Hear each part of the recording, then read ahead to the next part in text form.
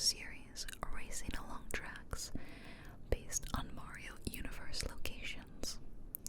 Some releases have also included characters from other popular franchises like Pac-Man, The Legend of Zelda, Animal Crossing, and Splatoon. The series was launched in 1992. Wow, this franchise is older than me. With Super Mario Kart,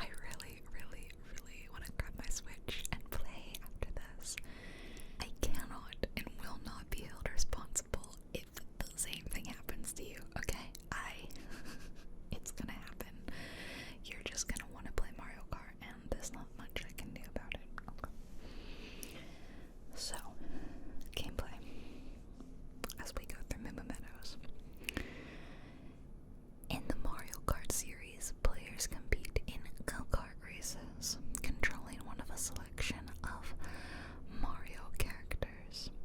Up to 24 characters can compete in each race, varying per game.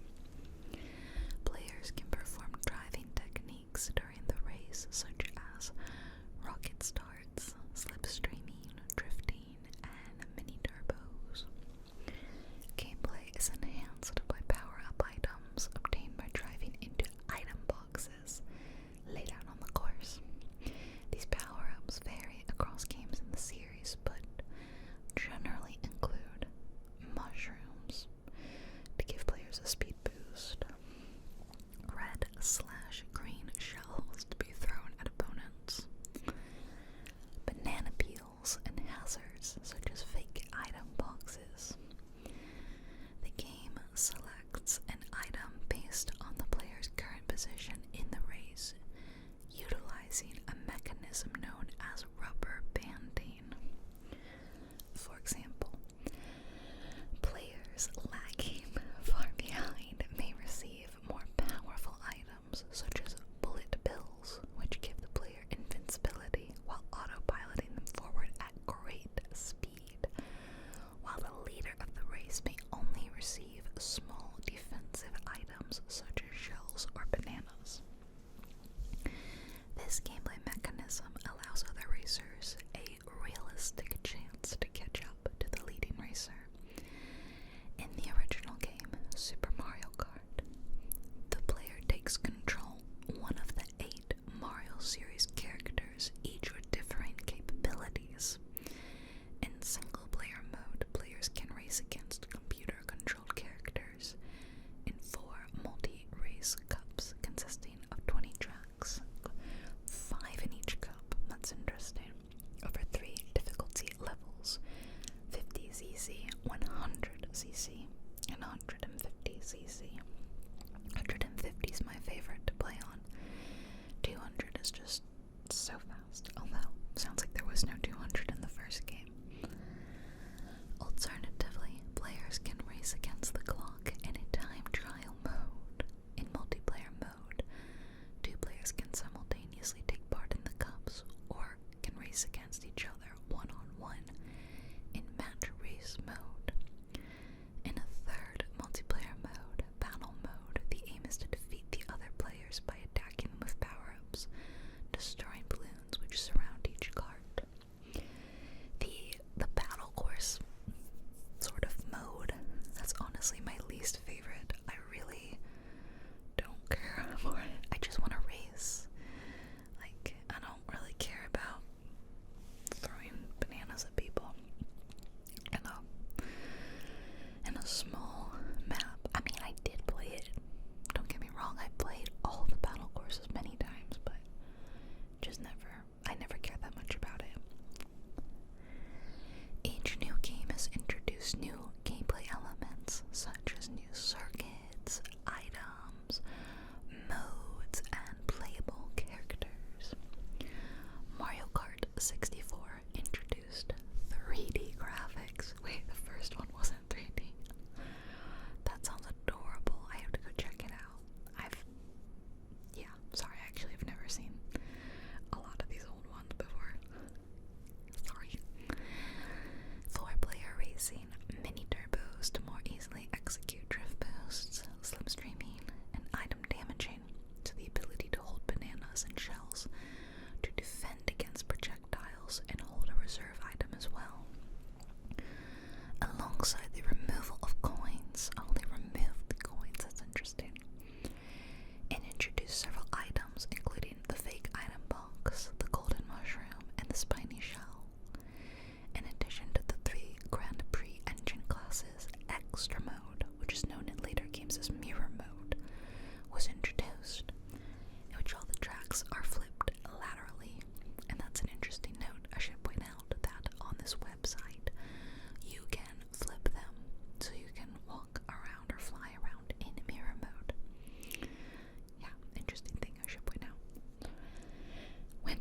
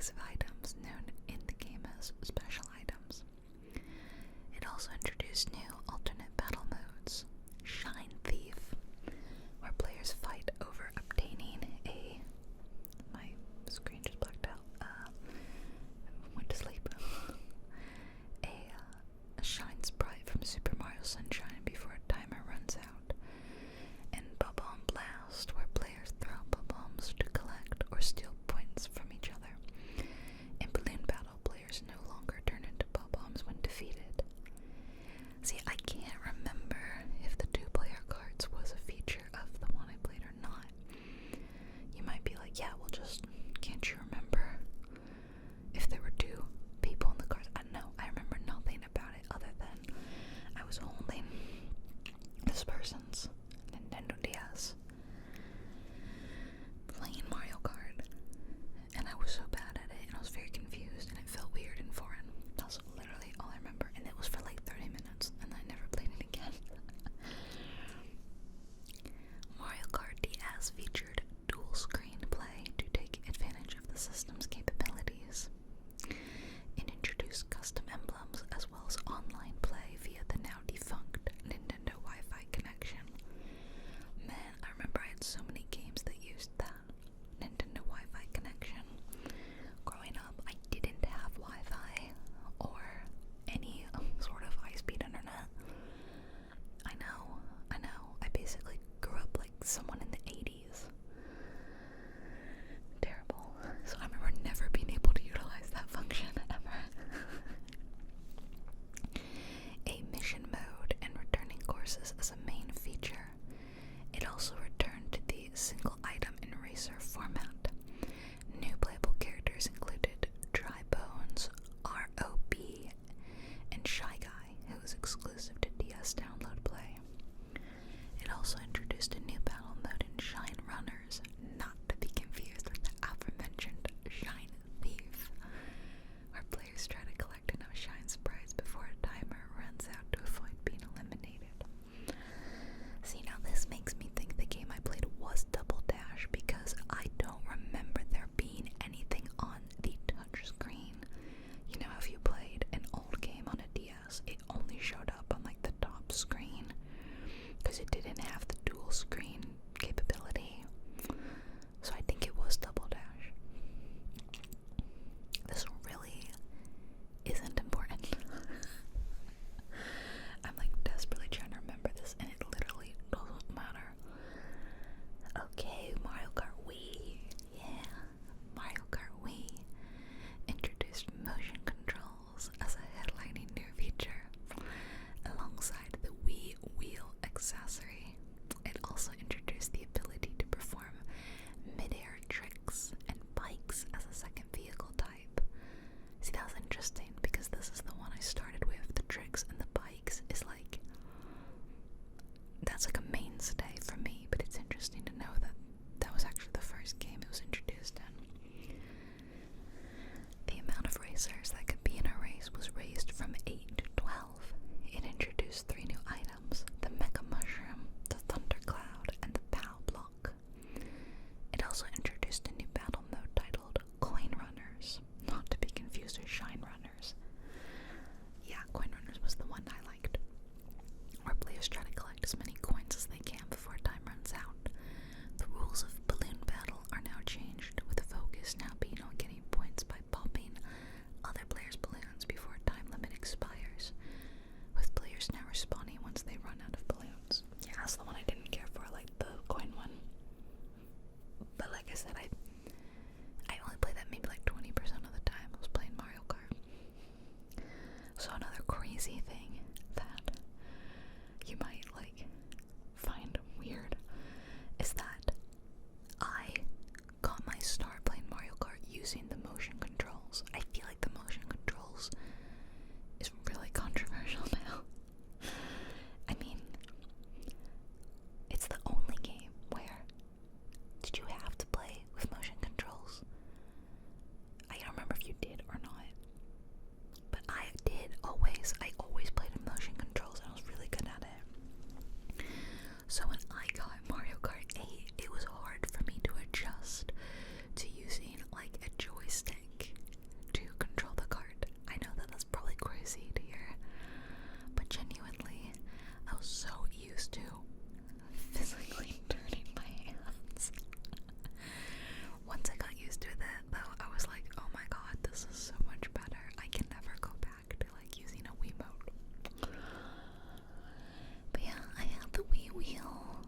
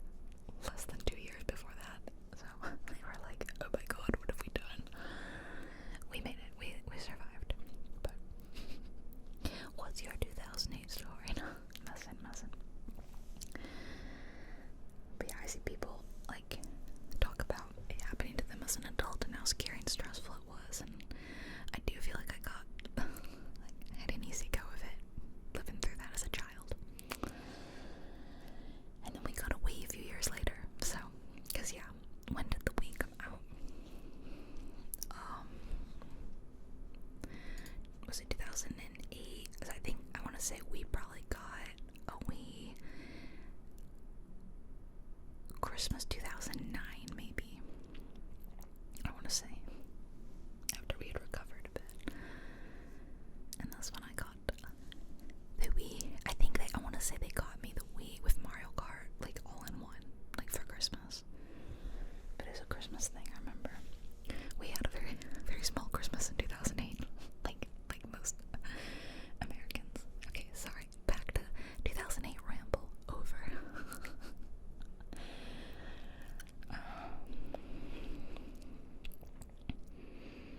I think that was it. That was it about Mario Kart Wii. Next, Mario Kart 7.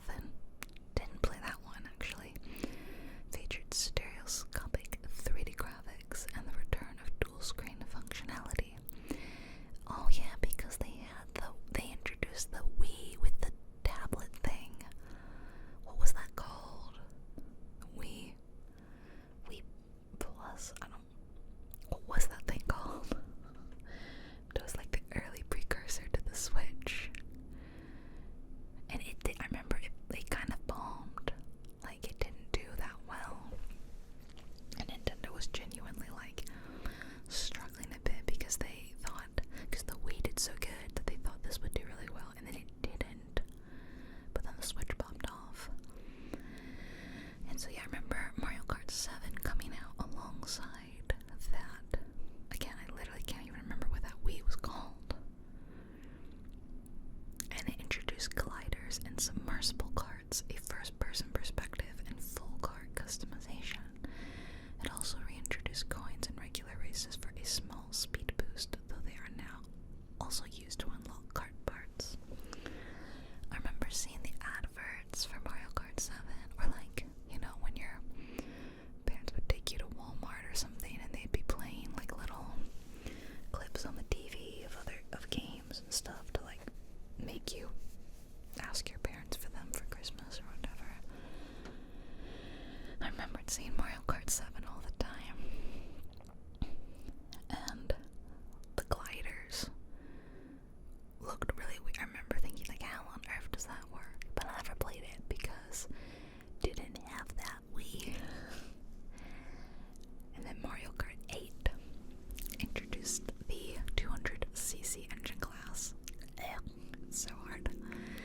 Anti-gravity racing, a third vehicle type in ATVs. Oh, I never really considered them different. I guess so. Downloadable content, HD graphics, and Mii costumes unlocked via Amiibo. Also introduced is Mario Kart TV, abbreviated as MKTV. A mode that gives players the ability to save up to 6 video replays of races, which have been used for very funny purposes. I never used it, but I love seeing people's like funny slow-mo videos of Luigi looking pissed off or whatever. These replays can be customized based on length and various aspects of focus. MKTV was able to upload replays onto YouTube via the now defunct social media platform Miiverse. Battle mode features only balloon battle, with it taking place on a handful of race courses. I don't even know if I ever played battle mode in 8, because like that sounds bad. Mario Kart 8 Deluxe added a revamped battle mode, which now included the new Renegade Roundups. I don't remember that at all. Overall, gameplay additions include the reintroduction of having 2 item slots absent from the series since Double Dash, a third tier of Mini Turbo, and added the returning Boo and Feather items, the latter being exclusive to Battle Mode.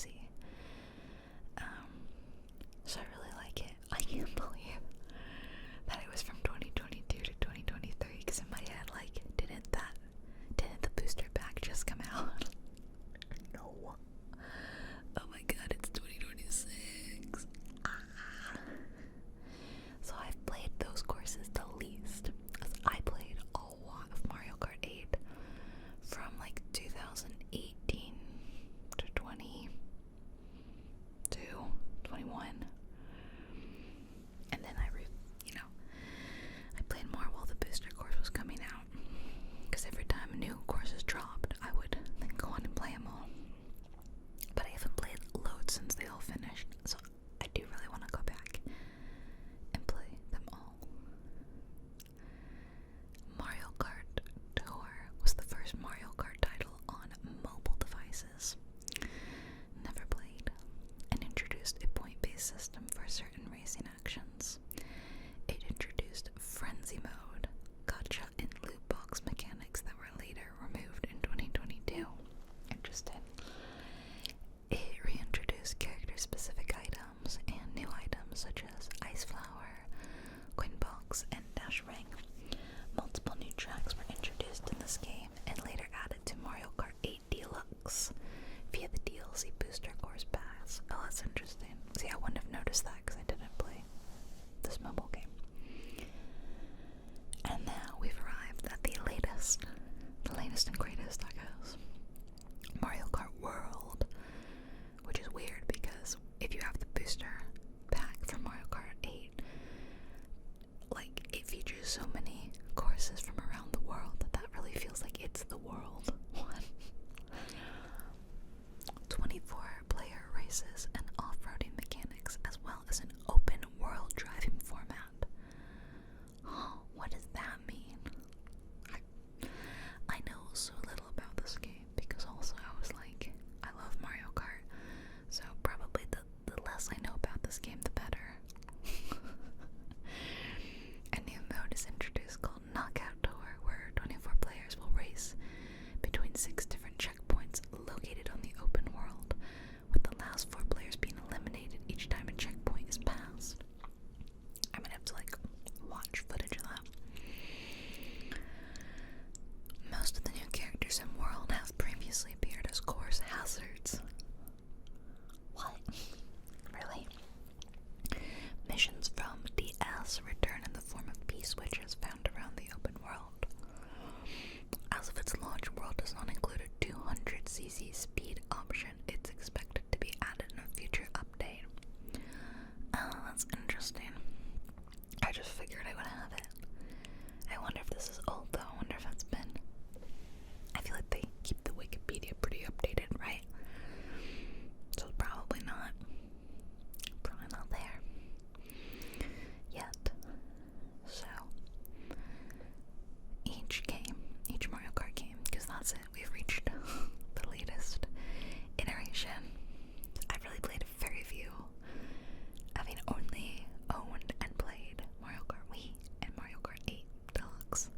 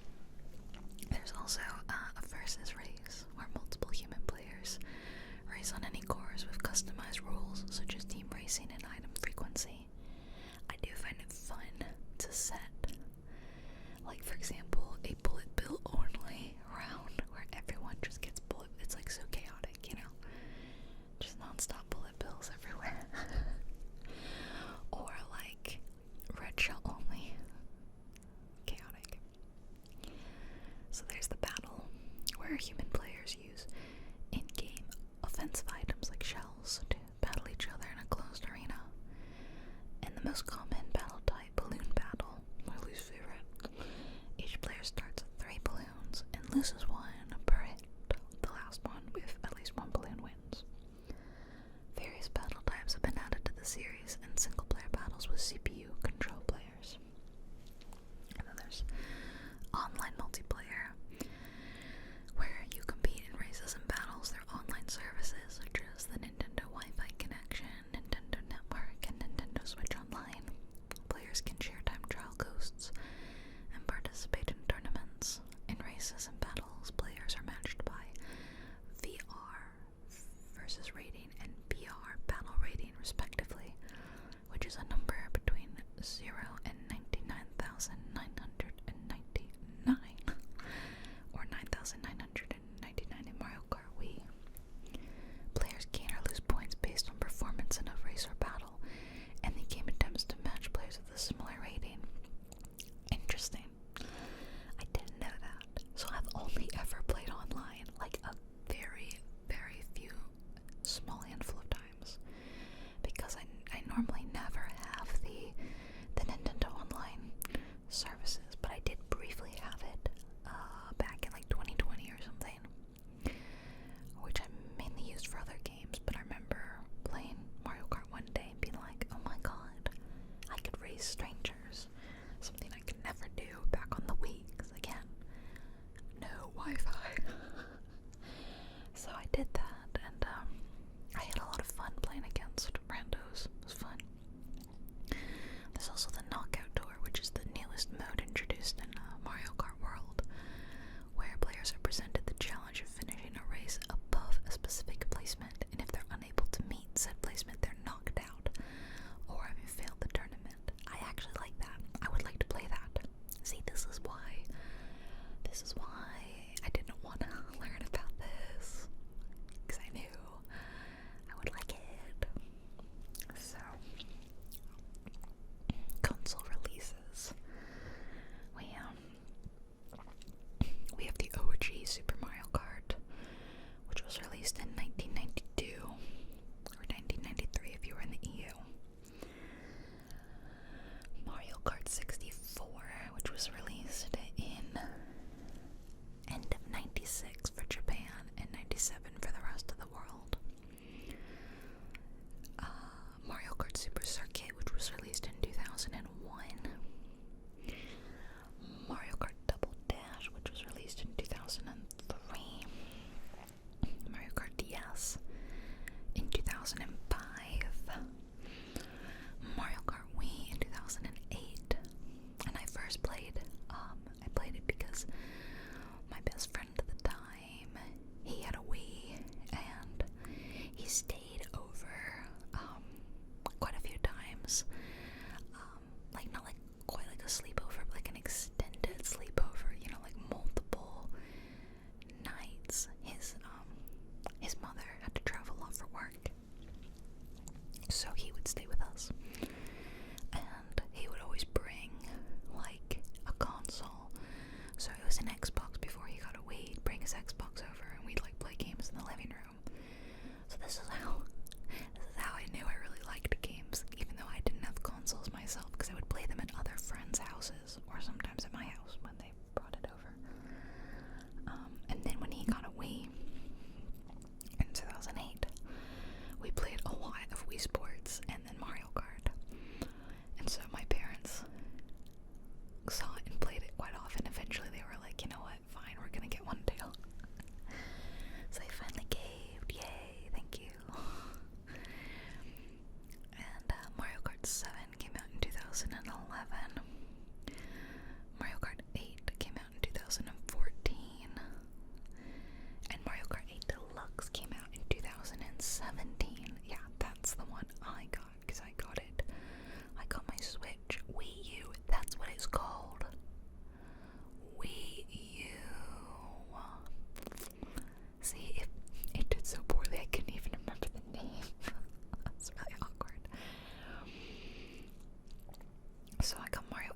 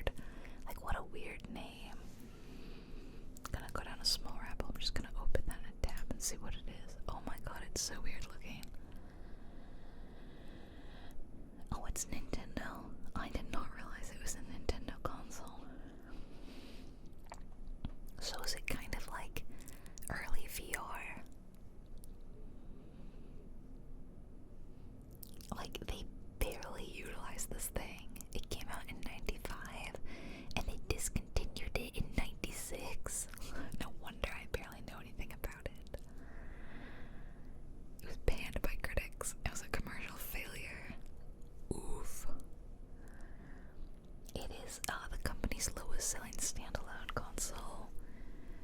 They sold, oh my god, they sold less than 800,000 units. That is crazy small. In comparison, we all know the Wii U was considered quite a failure. The Wii U sold 13.6 million units. That is crazy. And if you're curious, the price in 1995, they were asking $179.99, $180. That is equivalent to roughly $370 today. Well, at least it says in 2024. I feel like probably a bit more now, but that's very high. Like that's more than the Switch. Wait, right? Actually, how much? Rabbit hole in a rabbit hole. How much does the Switch 2 cost? Oh, okay. Switch 2 is actually very expensive. $450. I wouldn't know. I didn't buy one. I definitely paid way less for the OG Switch. I want to say I paid under $300 for one. But also, like, if you're spending that much money, hopefully there's many, many titles that you can play on it. Whereas the Virtual Boy only had 22 games max you could play.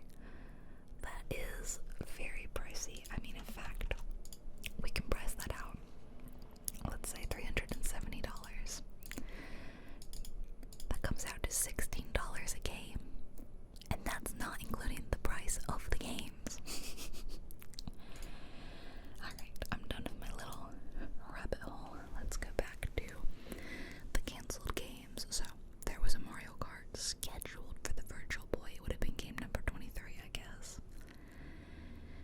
It was revealed in a 2000 issue of a German gaming magazine, The Big N, but was canceled early in development prior to its official announcement due to the Virtual Boy's commercial failure.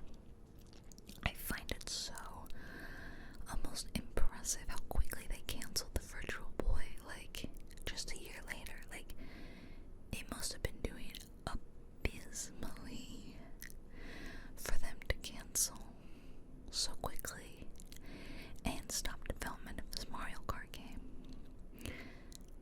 But it was interesting that we got one snippet of it in one German gaming magazine. And then there was Mario Kart XXL, an unreleased Game Boy Advance tech demo developed by Dinars Entertainment Software for Nintendo in 2004. It was originally created as a non-Mario demo known as R3D demo before being repurposed, and in 2022 a ROM of the tech demo resurfaced online. Interesting. So it sounds like Dinars Entertainment Software made a racing game that was so good Nintendo was like, we'll pay for that and we'll reskin it as Mario. And then there was Mario Motors. It was a planned spin-off of the Mario Kart series for the Nintendo DS. It was revealed for the first time at the Reboot Development Conference for 2018. The game was going to be co-developed by Yuji Saito. The concept of the game was to allow players to build their own karts. I mean, they kind of ended up doing that in the later games. So, I don't know how much more in-depth that game was going to go. So, the games are critically acclaimed. I'm looking at the stats of like how many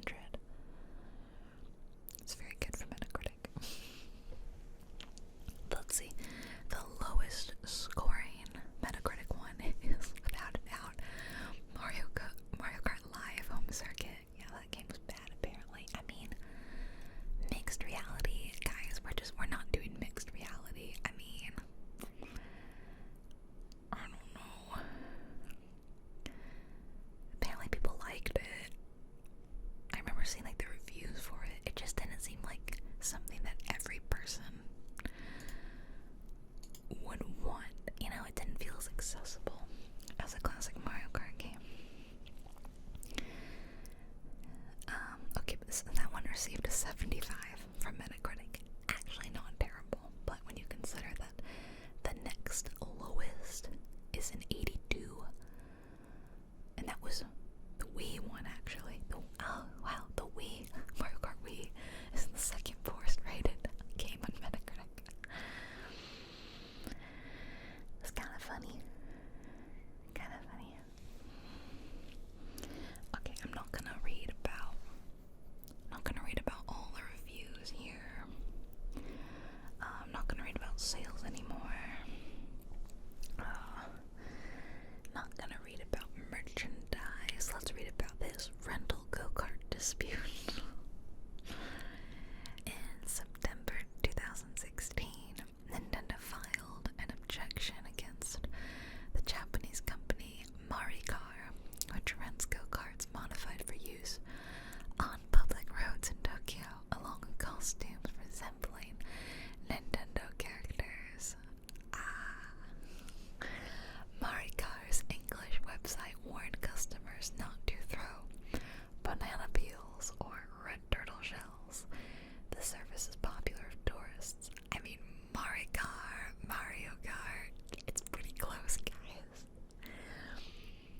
Nintendo argued that the Maricar name was, quote-unquote, intended to be mistaken for or confused with Mario Kart, citing games commonly known by abbreviations in Japan, such as Pokemon for Pocket Monsters and Sumabura, Super Smash Bros.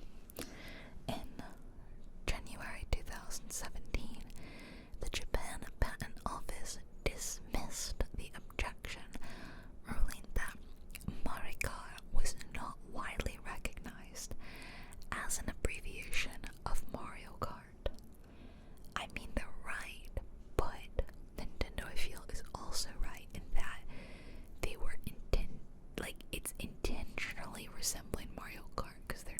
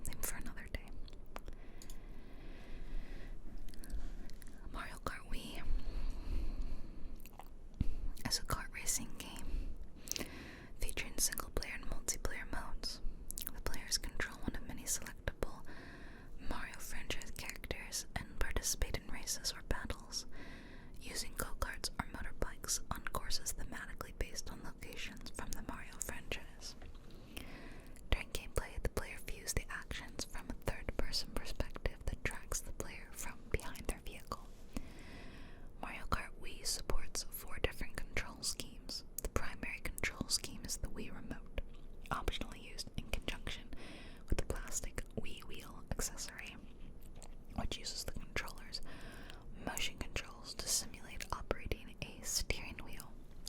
Here we go. The other supported control schemes are the Wii Remote with the nunchuck attachment, the classic controller, and the GameCube controller, all of which allow the player to instead steer using the respective controller's analog stick.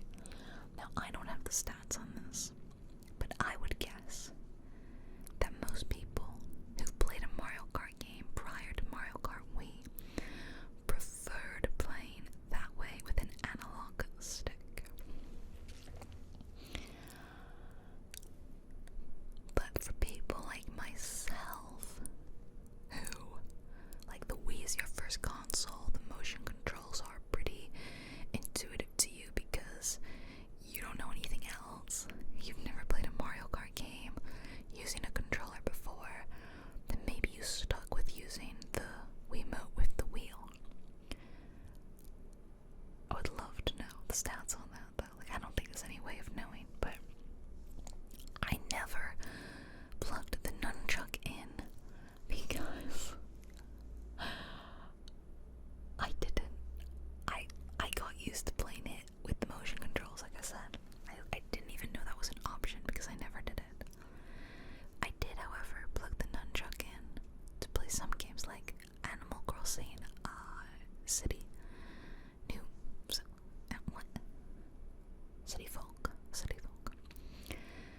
Folk required you to plug the nunchuck in to control your character.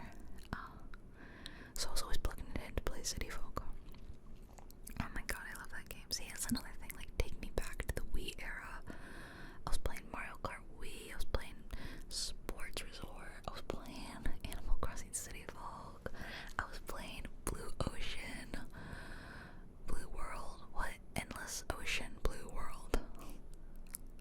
Oh my god, such a good time. Take me back. I'm tired of being an adult.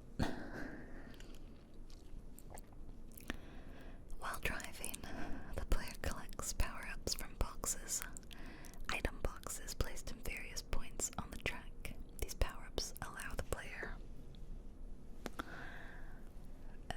to attack opponents, causing them to slow down or spin out of control, defend against such attacks, or gain boost in speed.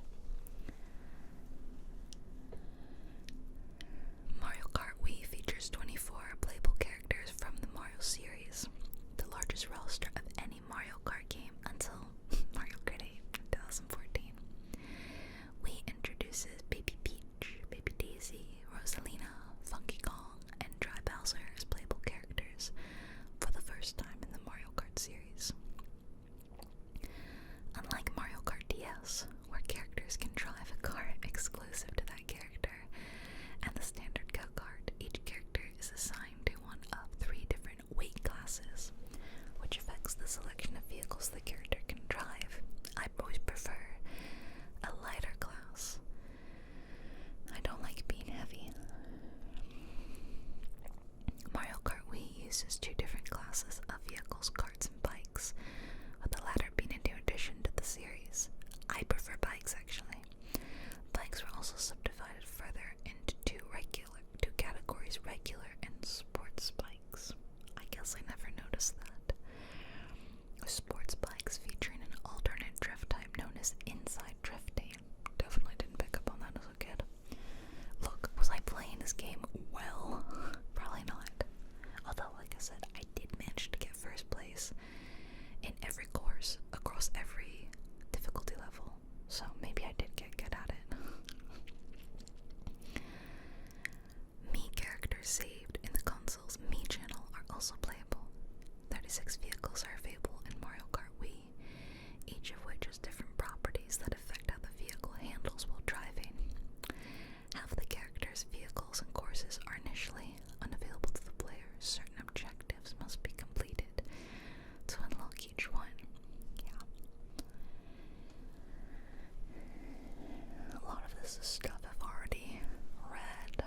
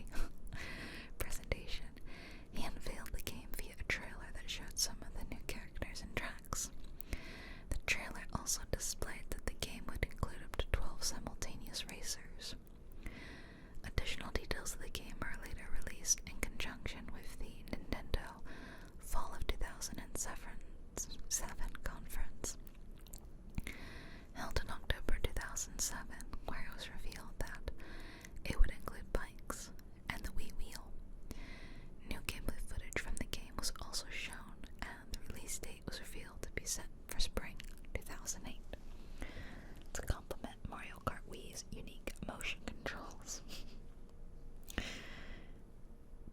A plastic wheel-shaped casing for the Wii remote was included with some versions of the game. I guess you could buy it later on, like without. The designers tested roughly 30 different prototypes of the wheel with different shapes, colors, and weights based on real-life go-karts. Wow. The final design for the wheel was made to be as lightweight as possible for it to suit long-term periods of gameplay, and it was made entirely white, despite experimentation with two-color designs for it to fit with the color scheme of previous peripherals, such as the Wii Zapper and the Wii Balance Board. Huh. Yeah, those are all solid white. It's funny because the knockoff wheel we had, I think, is even lighter. I like that it's got like, I don't know, I think they did a good job. I like the feel of the wheel thing. Oh, the Wii Balance Board was awesome. Just remembering how silly the games were of that. What I would give to go back and play that. A blue ring with the Wii logo inside of it was also placed on the backside of the wheel to give spectating players something interesting to look at. As a result, this blue ring ended up being featured in the game's logo. Interesting. I like the blue ring, yeah. The game's music was composed by Asuka Hayasaki and Ryo Nagamatsu, who both used new interpretations of the familiar melodies from earlier games alongside original material. The speaker on the Wii remote is frequently used during gameplay, with sound effects being emitted from it. Yeah, I remember that. Like when you would get a treasure box, the box, item cube, whatever they're called. It would make a ding, and it would do the rolling sound as it decided what you get, right? I forget that it had a speaker in it. That's a great little detail. During the extensive testing of the different Wii wheel prototypes, the developers decided to have the voice actors play the game during recording sessions. Wow, really? So, it got generally favorable reviews, according to the review aggregator website Metacritic. Apparently, they thought gameplay familiar and more safe and predictable than that of Mario Kart Double Dash. And some of the unlockable characters were bland. Interesting. It was acknowledged that some of the new tracks were inventive, but they determined the track roster to be weaker and less creative than in previous entries. The game was praised for being easy to jump into for players of any skill level, and stated that motorcycles provided a great alternative to go-karts. The addition of motorcycles and an online multiplayer mode were welcomed. The unbalanced items and rubber band AI, which were said to result in chance-influenced gameplay, were a common point of criticism, as was the truncation of the battle mode from previous titles. I'm just curious what they want to be different about the game balancing. How would you? I don't know. Was there a problem with it? I don't know. Also, this one person was unimpressed by the graphics and observed that their quality lowered in the split-screen multiplayer mode. The game was described as a 480p widescreen treat, delivering crisp, colorful graphics. This person complimented the visuals as sharp and vibrant, but acknowledged their simplicity. This one said, "The visuals are basic but charming and polished. The music was generally considered to be unremarkable, and the voice acting was derided as repetitive and annoying." See, that's interesting. As a kid, I thought it was all great. I didn't think the voice acting was repetitive and annoying because I was a kid. I was repetitive and annoying. And they say the music is unremarkable, but I love the music. It takes me back. And like I said, some of the tracks I still think of in my head. So, I don't know. I mean,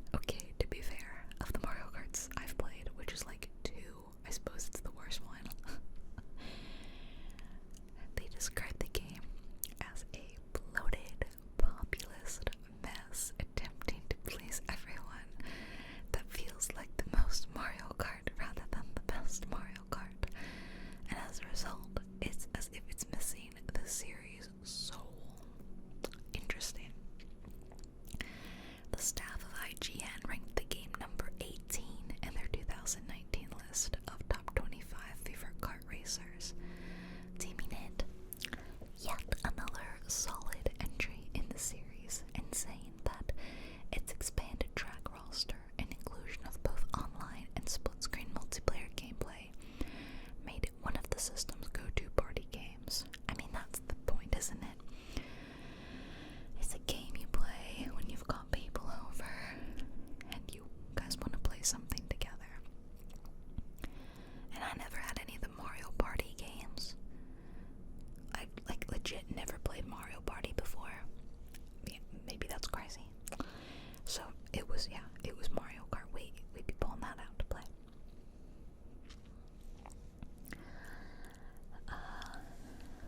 Kotaku ranked the game at number 7 out of the 9 best Mario Kart games.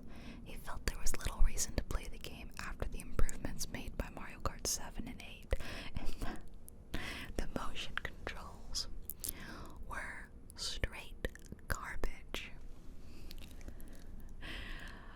I mean, yeah, I understand why I wouldn't play it past 8. If I still had a Wii, unless I was feeling really nostalgic, I probably wouldn't go back and play this, I suppose. But then that's kind of silly to say. I feel like a lot of the times, for people who play sports games that come out, like FIFA, or, what's the other football one? The American football game, Madden, whatever. If you play Madden 23 and then 24 comes out, I know these are old years, but you're not gonna go back to 23, so it's kind of a silly thing to say, I don't know. The tracks Maple Treeway and Coconut Mall have been ranked among the series' best, while Screen Around respectively ranked Rainbow Road, Wario's Gold Mine, and Moonview Highway as the first, 8th, and 9th most difficult tracks in the series. Hey, I put a lot of those as my favorites. Rainbow Road, I definitely agree is the hardest, but that's why it's one of my favorites. Because as I got better at the game as a kid, I wanted a challenge. I genuinely think Moonview Highway is harder though, because I don't like the way the cars are all coming at you. Why are we going in the wrong way? Traffic is clearly flowing in one direction. Why am I going the opposite way? Of course, when we were on the track a few minutes ago, there were no cars, so that would have been peaceful, right? Way easier that way. But, yeah, alas. I don't know that I agree with Wario's Gold Mine being hard. I like Wario's Gold Mine. I almost put it in my top 5. But I don't find it as hard. I don't know. Mario Kart Wii had a successful launch and sold 300,000 copies on the launch day in Japan alone, compared to Mario Kart DS, which sold 160,000 copies on its first day, and Mario Kart Double Dash, which sold 180,000 on its first day. In the week ending May 4th, 2008, Mario Kart Wii had sold over 1 million copies in Japan alone, less than a month since its release in the region. In the UK, Mario Kart Wii was the best-selling video game in the week ending April 12, 2008, having the 8th biggest opening sales week in UK software history, according to GFK track/ELSPA, whatever that is. The game dwarfed all other 5 Mario Wii games released up until then for the Wii combined when comparing first week sales. In the United States, Mario Kart Wii was the second best-selling video game in April 2008, selling 1.2 million copies according to the NPD Group, putting it behind the Xbox 360 version of Grand Theft Auto 4 and ahead of the PlayStation 3 version, both released in the same week. Wow, okay, well that's tough. I mean, GTA 4 was also amazing. It ranked the 4th best-selling game of December 2008 in the United States, selling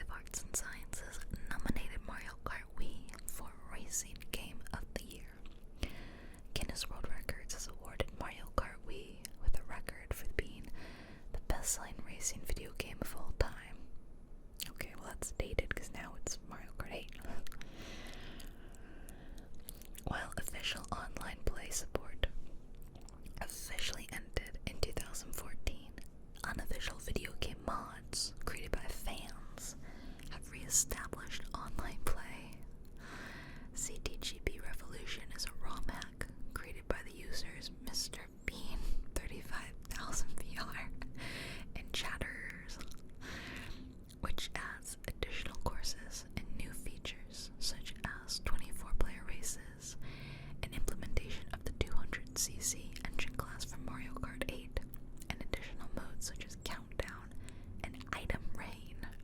Ooh, what's Item Rain, I wonder? Sounds cool.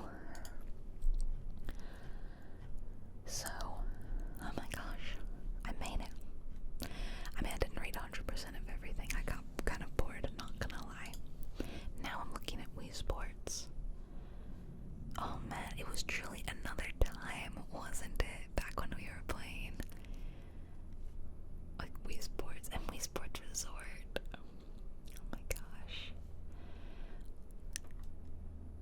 Like, the stuff bundled with it, like the remote, or the wheel, or the nunchuck that came with it, the balance board for the Wii Sports Resort. No, was it Wii Sports Resort that came? No. What? What did that come with? Hold on, now I need to look.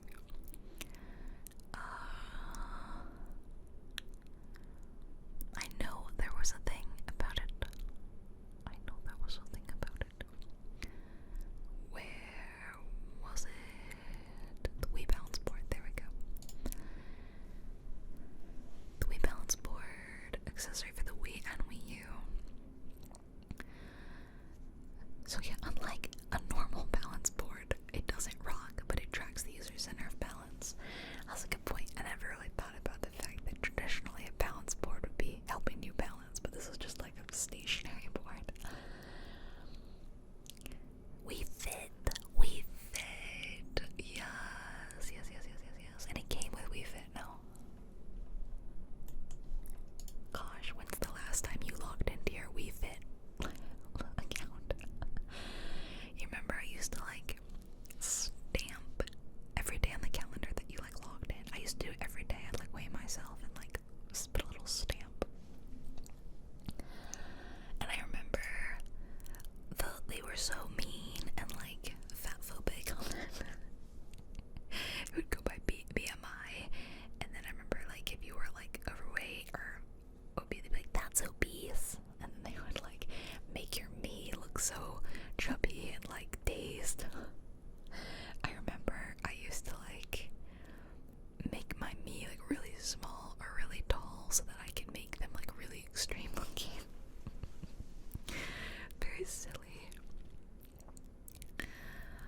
Oh man, I bet now if I feel like it would tell me I'm overweight because I've packed on some baby weight that I'm supposed to put on, you know. But BMI is so silly. They'd probably be like, that's overweight. And then they make my me really fat. Oh wow, it's like really going down memory lane, like remembering to like you do the poses, and it would like there'd be like a little circle, and you have to keep the circle within another circle, so that you had good balance. I was very good at them because at the time that it came out, I was in like peak dance. Well, I danced a lot from like, I don't know, ages like 10 to 17. And so I had really great balance. I still think my balance is pretty good, to be honest. But yeah, I would do it with my parents, and then their balance was not as good. And then here I am, like a 12-year-old, just showing them up, you know. Yeah, there was like the yoga poses and strength training. There was the one where you did the like block the soccer ball, like you'd be the goalie. Oh my gosh. Oh yeah, the ski slalom. I remember every time I'd be like, don't actually jump on the ski slalom, don't jump. Oh wow, that was fun. But the balance board is so wild. Apparently there was two different kinds. Oh no, it's the same board. But the board can hold weight up to 330 pounds. That's, I feel like, really significant. I know that at my dad's house, all the Wii stuff is still there. The Wii, the balance board, the Mario Kart wheel. I know he has all of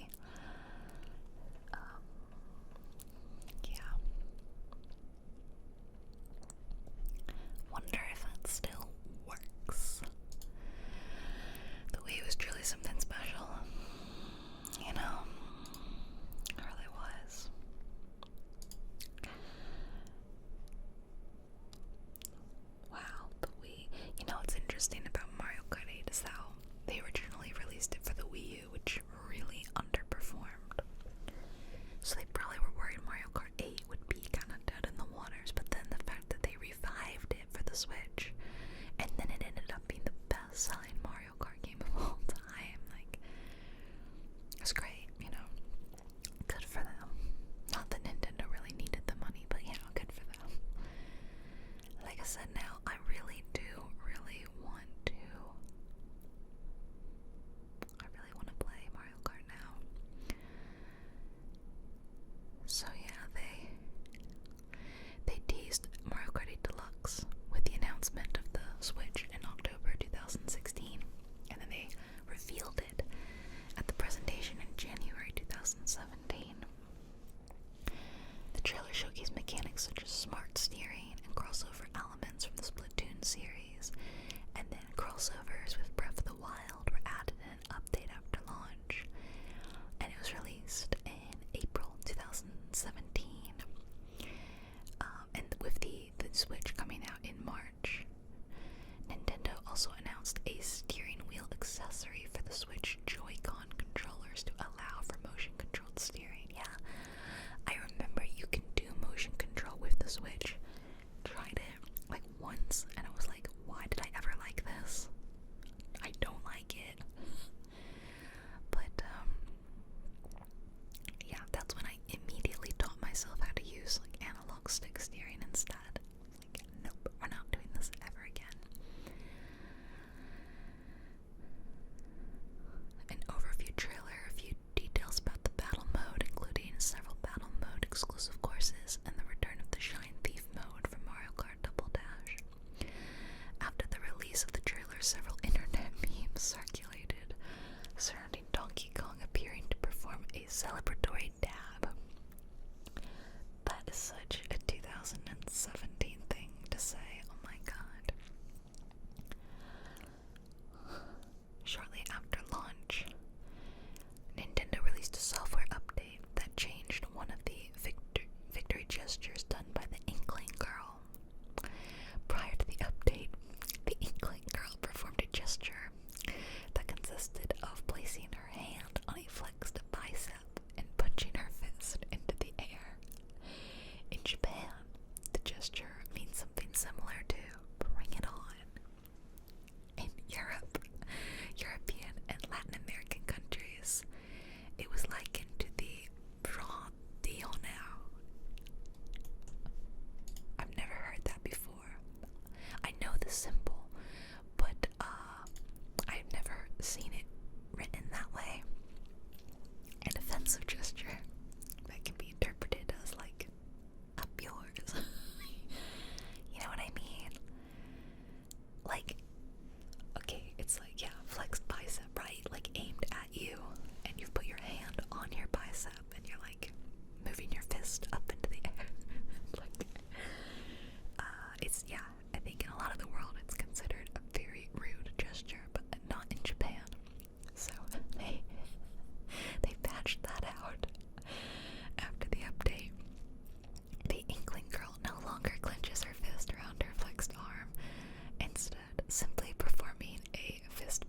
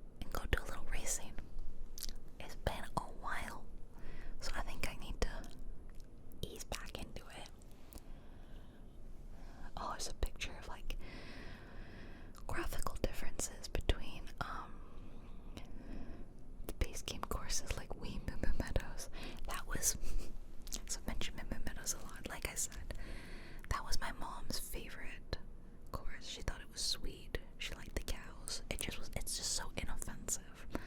And my mother is a very inoffensive kind of person. Like, she liked, kid, family friendly things, and she's just very sweet.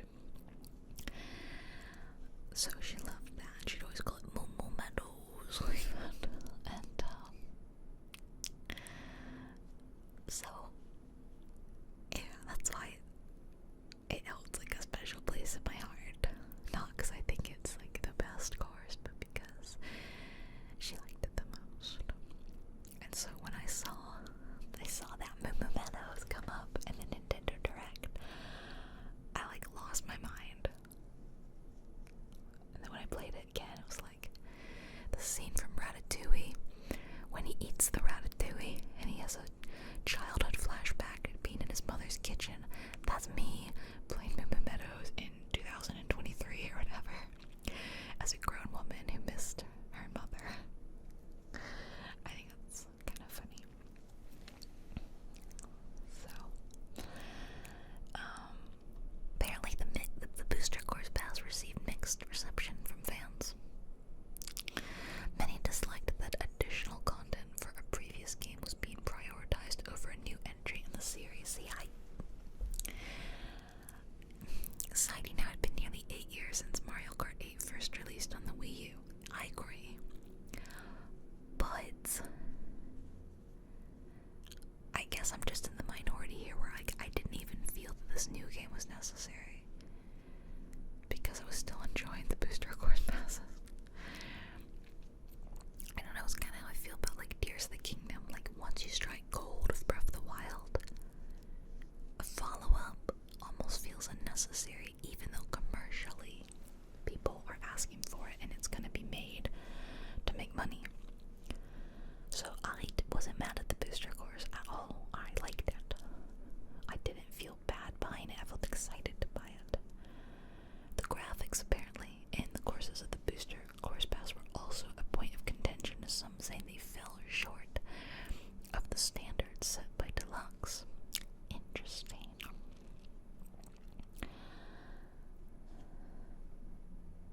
Wait, was Moo Moo Meadows not part of the booster pass? I thought it was.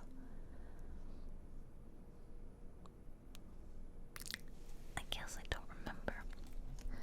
Where are the courses? How do I look at the courses? I've got like a million Wii tabs open right now. Mario Kart 8 courses. Tracks.